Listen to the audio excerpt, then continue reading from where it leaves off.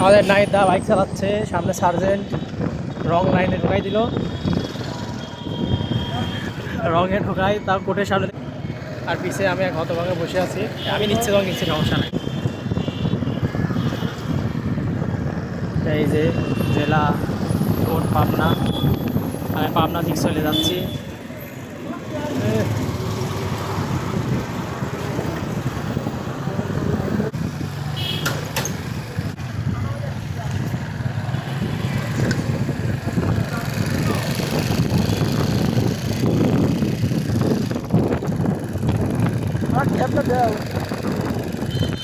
তোমাকে পিছন থেকে নিচ্ছি, তোমার ভিডিওটা পিছন থেকে নিচ্ছি।